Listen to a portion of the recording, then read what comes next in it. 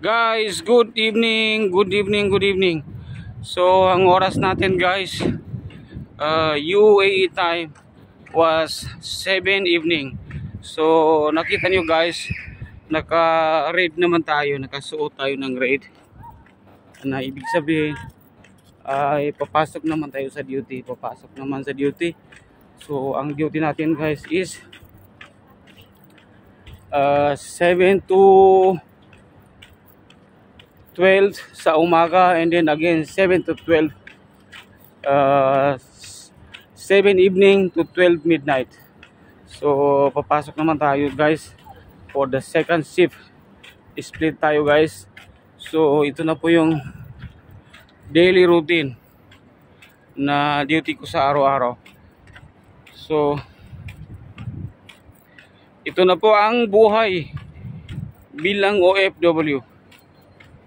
So kagigising lang, after gising, konting kain, konting merienda. So ito na, papasok naman tayo ulit. So panindigan natin kung dapat natin gawin kung ano man ang nakasaad sa ating kontrata. Kung ano man ang ating trabaho ay gawin natin ng maayos. We have to do it well. Kasi doon natin nakukuha yung pangangailangan natin sa ating sarili, sa ating family. So,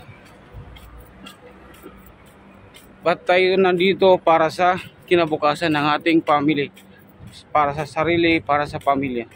So, ayun guys, naglalakad. So,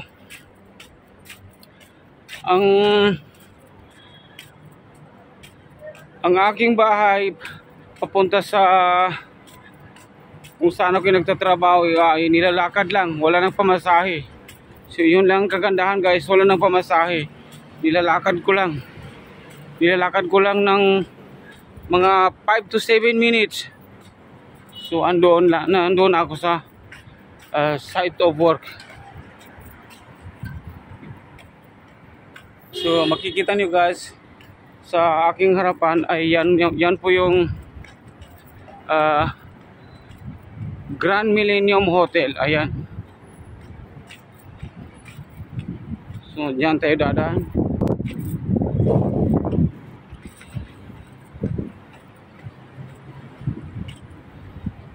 So Grand Millennium Hotel.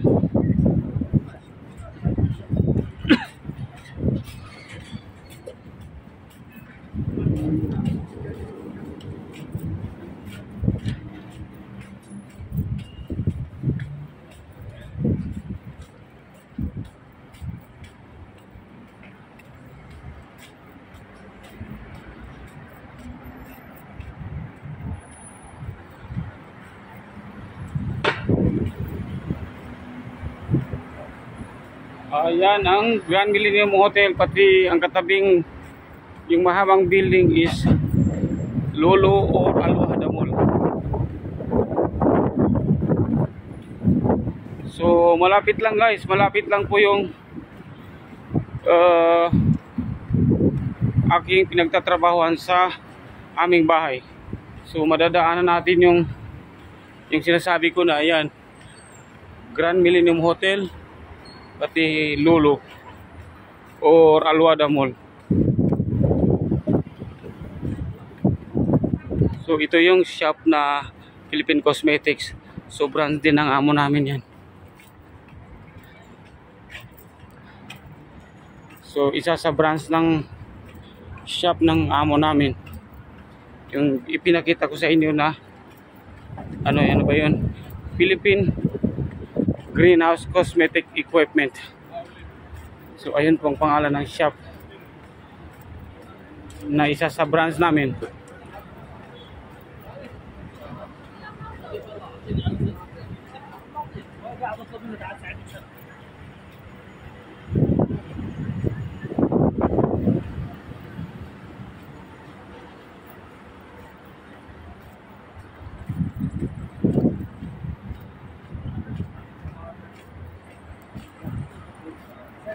So ito na guys, malapit na tayo sa kung saan ako yung nagtatrabaho. Yan, kaibigan ko yan.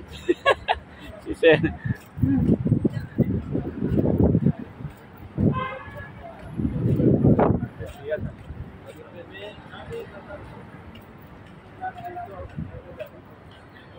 So nakita ko na guys.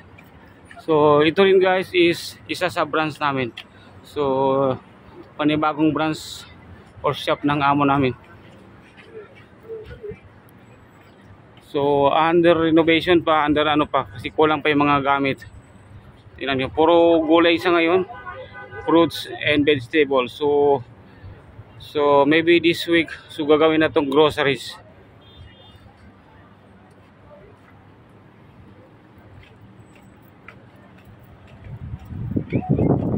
So the next building, ito na yung shop kung saan ako yung nagtatrabaho.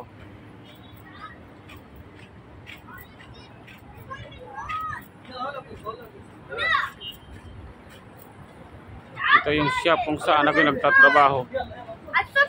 So meron din tayong ditong laruan na seafoods, yung hinuhulugan ng 1 dirham, tapos maglalaro ka ng mga toys.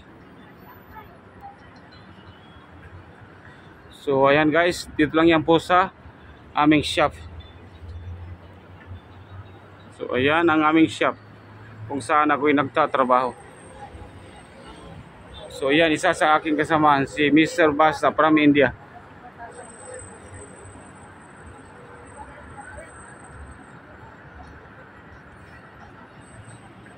So hanggang dito na lang guys, i-cut off ko na.